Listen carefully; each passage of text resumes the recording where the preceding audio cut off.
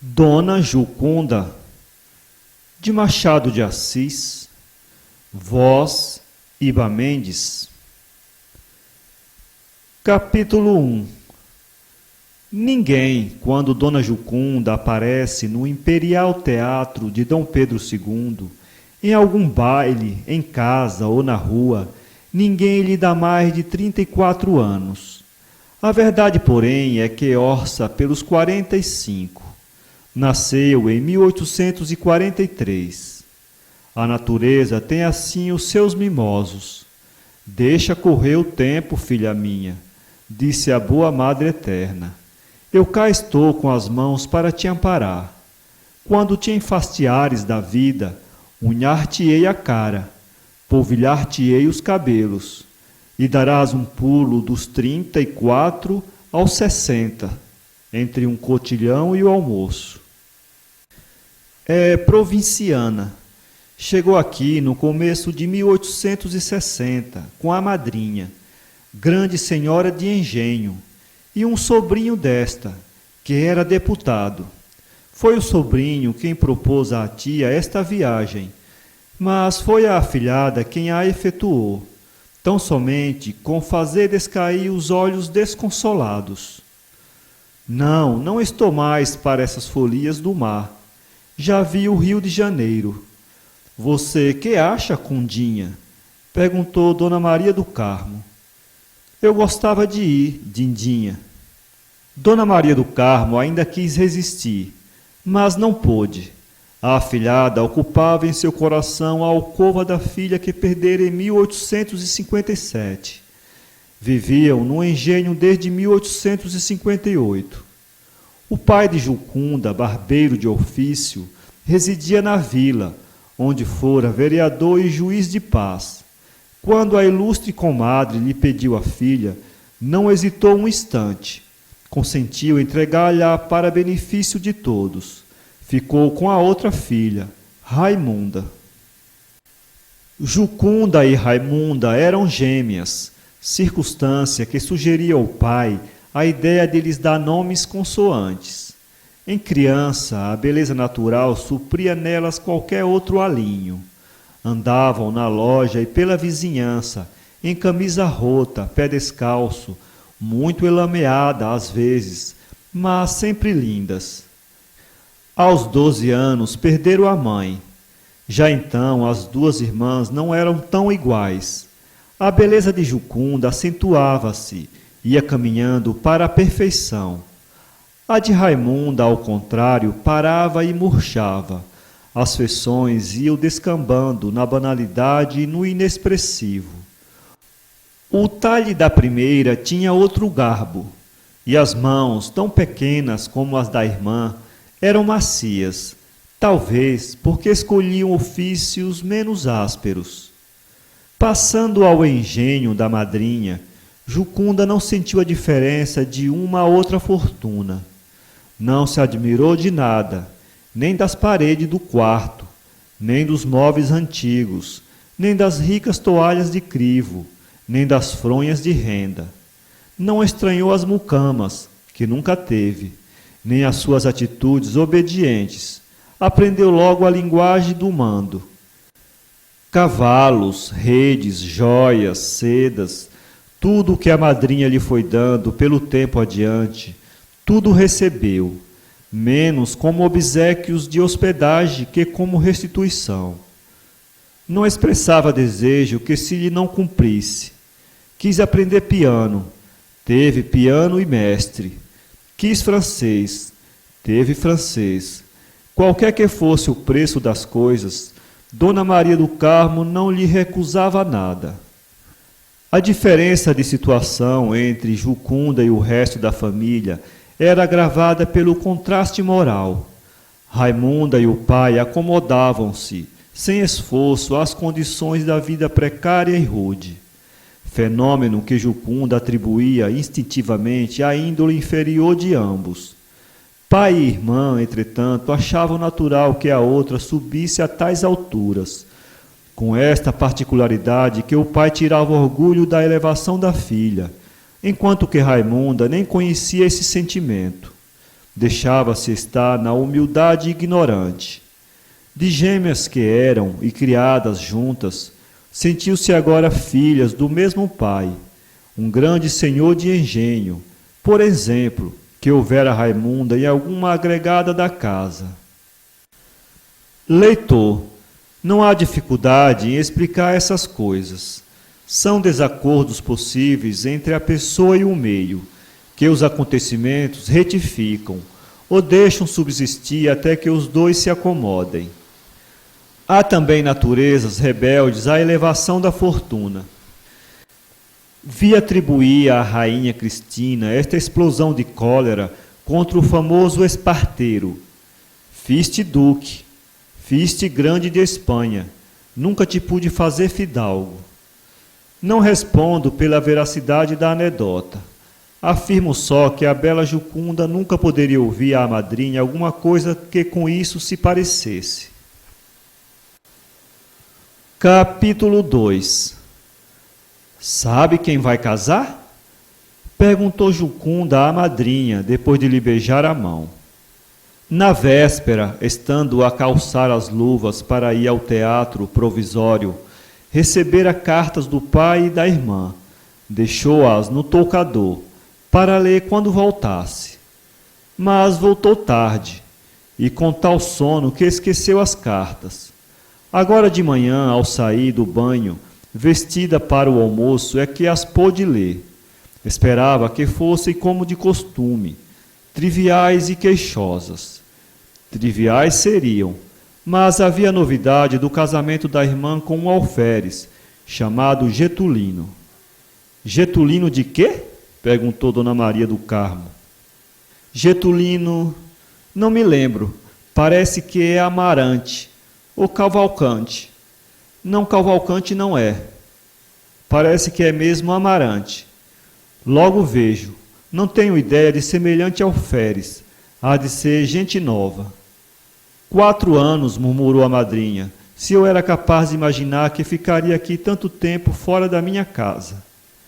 Mas a senhora está dentro de sua casa, replicou a afilhada, dando-lhe um beijo. Dona Maria do Carmo sorriu. A casa era um velho palacete restaurado, no centro de uma grande chácara, bairro do Engenho Velho. Dona Maria do Carmo tinha querido voltar à província, num prazo marcado, novembro de 1860. Mas a afilhada obteve a estação de Petrópolis. Iriam em março de 1861. Março chegou, foi-se embora e voltou ainda 2 vezes, sem que elas abalassem daqui. Estamos agora em agosto de 1863. Jucunda tem 20 anos. Ao almoço, falaram do espetáculo da véspera e das pessoas que viram no teatro. Jucunda conhecia já a principal gente do Rio. A madrinha fê-la recebida, as relações multiplicaram-se. Ela ia observando e assimilando. Bela e graciosa, vestindo-se bem e caro, ávida de crescer, não lhe foi difícil ganhar amigas e atrair pretendentes. Era das primeiras em todas as festas. Talvez o eco chegasse à vila natal, ou foi simples adivinhação de Malévolo, que entendeu colar isto uma noite, nas paredes da casa do barbeiro. Nhancundinha, já rainha, Namundinha na cozinha. O pai arrancou, indignado, o papel, mas a notícia correu depressa à vila toda, que era pequena, e foi o entretenimento de muitos dias. A vida é curta. Jucunda, acabado o almoço, disse à madrinha que desejava mandar algumas coisas para o enxoval da irmã, e às 2 horas saíram de casa. Já na varanda, o coupera embaixo, o lacaio de pé, desbarretado, com a mão no fecho da portinhola, Dona Maria do Carmo notou que a afilhada parecia absorta. Perguntou-lhe o que era. Nada, respondeu Jucunda, voltando a si. Desceram. No último degrau, perguntou Jucunda se a madrinha que mandara pôr as mulas. Eu não. Foram eles mesmos. Queria antes os cavalos? O dia está pedindo os cavalos pretos, mas agora é tarde. Vamos. Entraram, e o coupé, tirado pela bela parelha de mulas gordas e fortes, dirigiu-se para o largo de São Francisco de Paula. Não disseram nada durante os primeiros minutos. Dona Maria é que interrompeu o silêncio, perguntando o nome do alferes. Não é Amarante, não, senhora, nem Cavalcante. Chama-se Getulino Damião Gonçalves, respondeu a moça. Não conheço. Jucunda tomou a mergulhar em si. Um dos seus prazeres diletos, quando ia de carro, era ver a outra gente a pé e gozar as admirações de relance. Nem esse a atraía agora. Talvez o alferes lhe fizesse lembrar algum general. Verdade é que só os conhecia casados. Pode ser também que esse alferes, destinado a dar-lhe sobrinhos, cabos de esquadra, viesse lançar-lhe alguma sombra aborrecida no céu brilhante e azul. As ideias passam tão rápidas e embrulhadas que é difícil colhê-las e pô-las em ordem. Mas, enfim, se alguém supuser que ela cuidava também em certo homem, esse não andará errado. Era candidato recente o Dr. Maia, que voltara da Europa, meses antes, para entrar na posse da herança da mãe. Com a do pai ia a mais de 600 contos.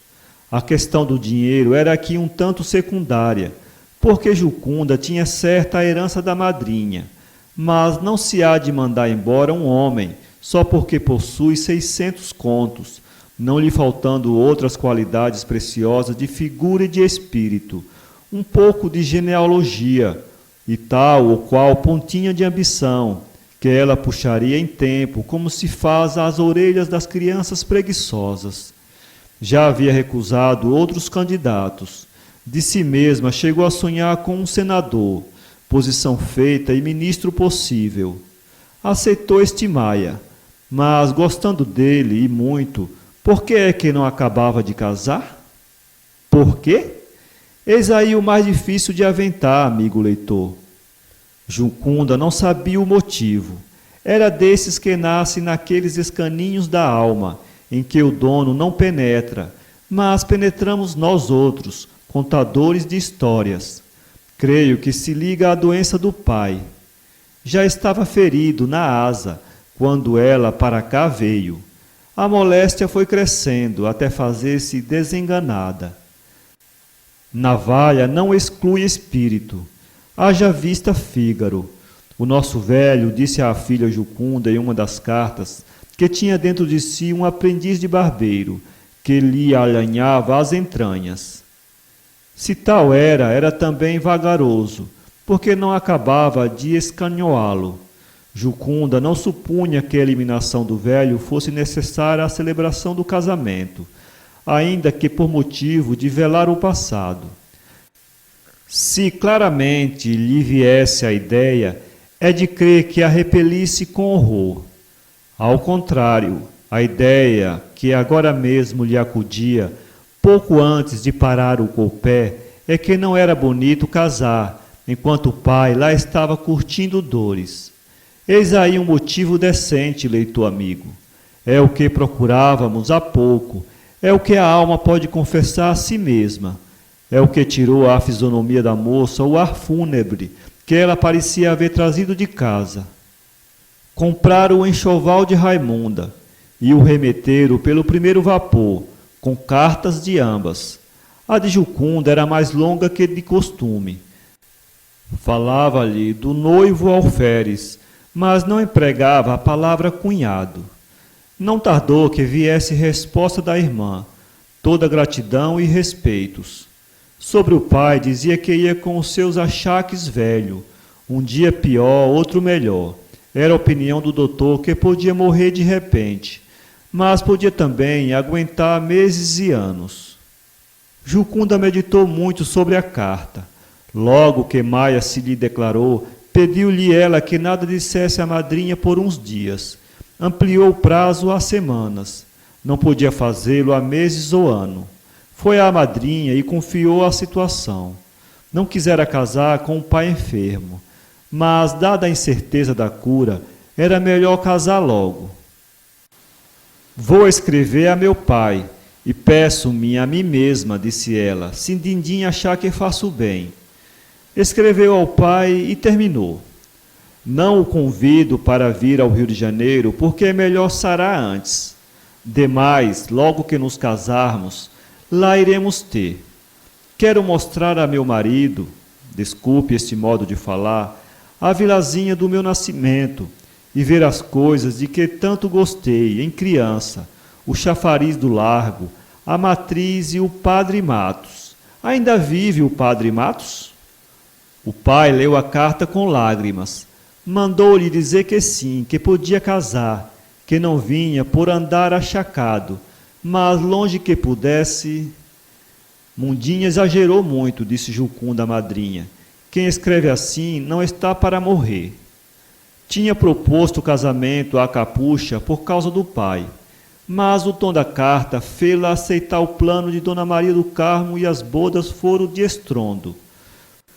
Talvez a proposta não lhe viesse da alma. Casaram-se pouco tempo depois. Jucunda viu mais de um dignitário do estado inclinar-se diante dela e dar-lhe o parabéns. Os mais célebres colos da cidade fizeram-lhe corte. Equipagens ricas, cavalos briosos, atirando as patas com vagar e graça pela chácara dentro, muitas librés particulares, flores, luzes, fora na rua a multidão olhando. Monsenhor Tavares, membro influente do cabido, celebrou o casamento. Jucunda via tudo através de um véu mágico, tecido de ar e de sonho. Conversações, música, danças, tudo era como uma longa melodia, vaga e remota, ou próxima e branda, que lhe tomava o coração, e pela primeira vez a fazia estupefata diante de alguma coisa deste mundo. Capítulo 3.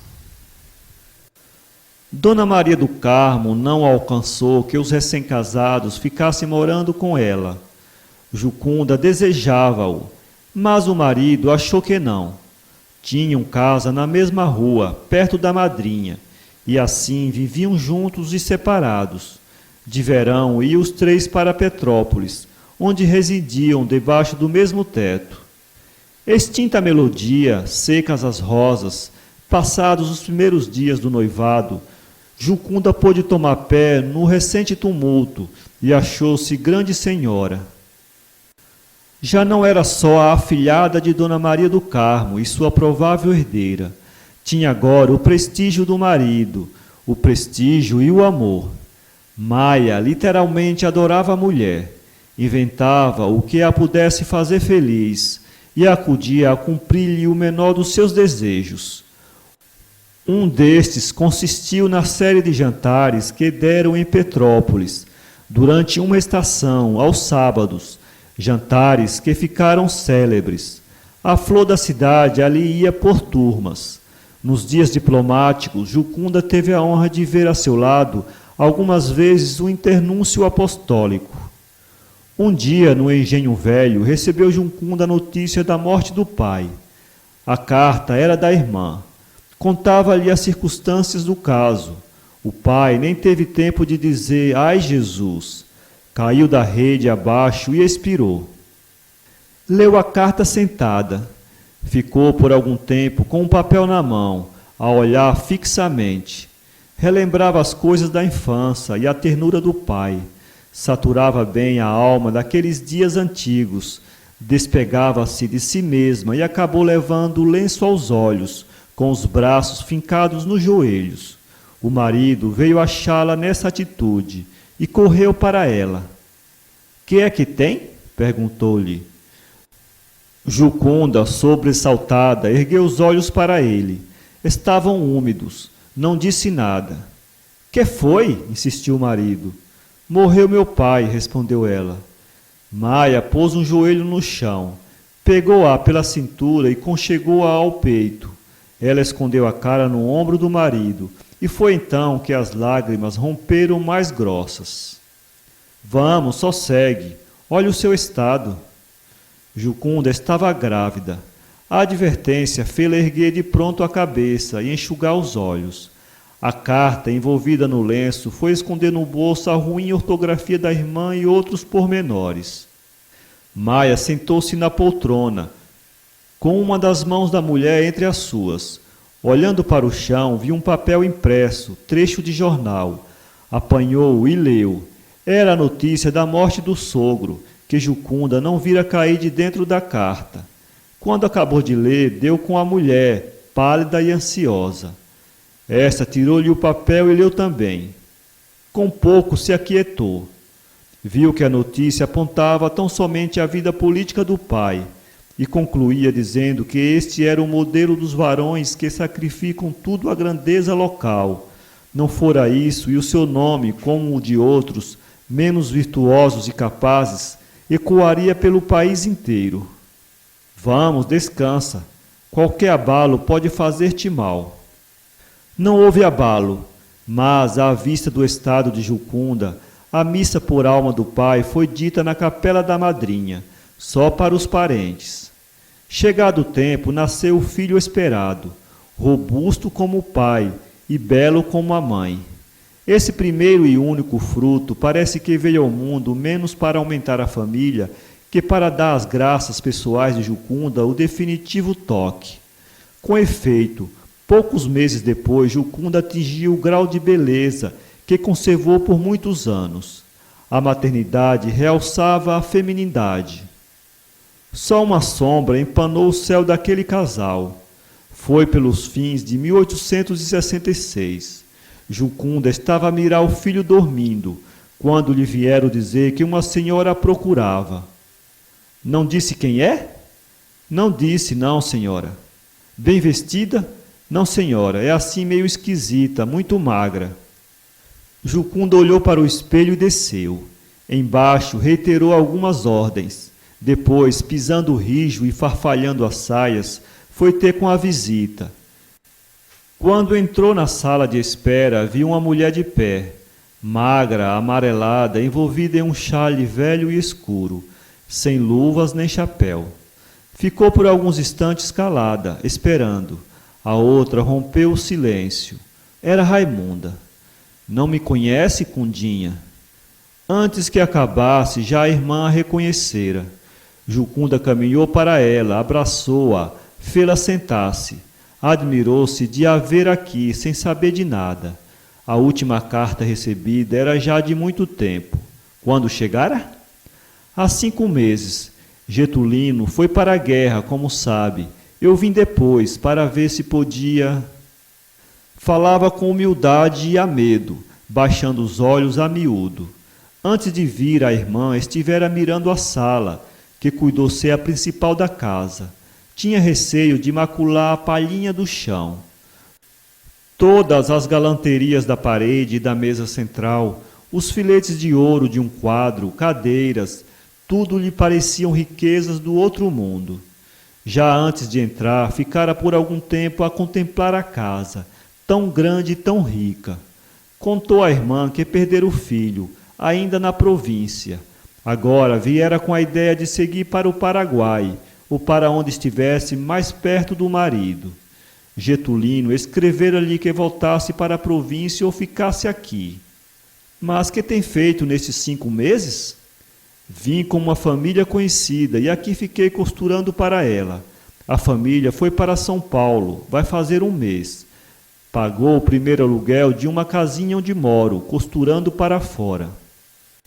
Enquanto a irmã falava, Jucunda contornava-a com os olhos, desde o vestido de seda já gasto, o último do enxoval, o chale escuro, as mãos amarelas e magras, até as bichinhas de coral que lhe dera ao sair da província.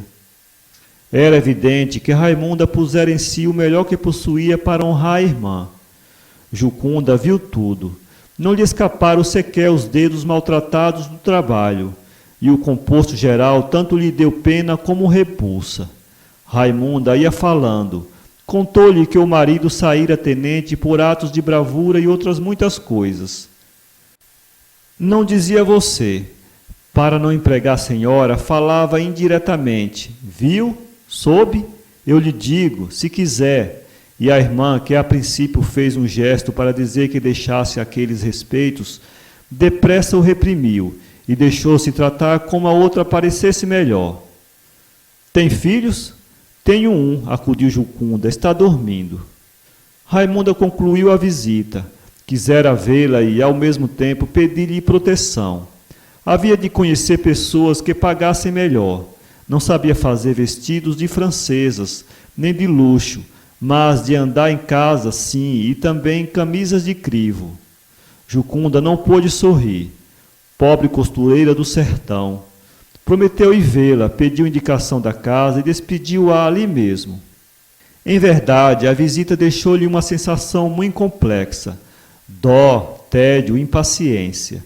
Não obstante, cumpriu o que disse. Foi visitá-la à Rua do Costa. Ajudou-a com dinheiro, mantimento e roupa. Voltou ainda lá, como a outra tornou ao engenho velho, sem acordo, mas às furtadelas. No fim de 2 meses, falando-lhe o marido na possibilidade de uma viagem à Europa, Jucunda persuadiu a irmã da necessidade de regressar à província.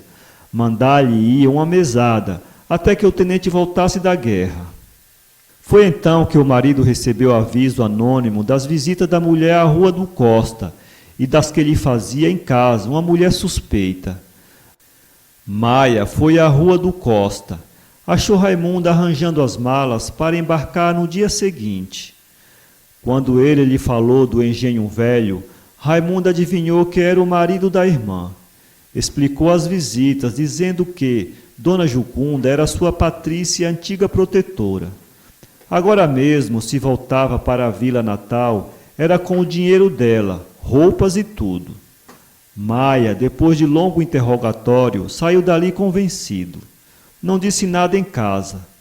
Mas, 3 meses depois, por ocasião de falecer Dona Maria do Carmo, referiu Jucunda ao marido a grande e sincera afeição que a defunta lhe tinha, e ela a defunta. Maia lembrou-se então da Rua do Costa. Todos lhe querem bem a você, já sei, interrompeu ele. Mas por que é que nunca me falou daquela pobre mulher, sua protegida, que aqui esteve há tempos, uma que morava na Rua do Costa? Jucunda empalideceu. O marido contou-lhe tudo, a carta anônima, a entrevista que tivera com Raimunda e, finalmente, a confissão desta, as próprias palavras, dita com lágrimas. Jucunda sentiu-se vexada e confusa. Que mal em fazer bem quando a pessoa o merece? Perguntou-lhe o marido, concluindo a frase com um beijo. Sim, era excelente mulher, muito trabalhadeira. Capítulo 4. Não houve outra sombra na vida conjugal. A morte do marido ocorreu em 1884. Bela, com a ameação do casal e a herança da madrinha, contando 45 anos, que parece 34, tão querida da natureza como da fortuna, pode contrair segundas núpcias, e não lhe faltam candidatos. Mas não pensa nisso. Tem boa saúde e grande consideração. A irmã faleceu antes de acabar a guerra. Getulino galgou os postos em campanha e saiu há alguns anos brigadeiro. Reside aqui. Vai jantar aos domingos com a cunhada e o filho desta, no palacete de Dona Maria do Carmo, para onde a nossa Dona Jucunda se mudou. Tem escrito alguns opúsculos sobre armamento e composição do exército e outros assuntos militares. Dizem que deseja ser ministro da guerra. Aqui, há tempos, falando-se disso no engenho velho, perguntou alguém à Dona Jucunda se era verdade que o cunhado fitava as cumeadas do poder. O general? Retorquiu ela com seu grande ar de matrona elegante. Pode ser. Não conheço seus planos políticos, mas acho que daria um bom ministro de Estado.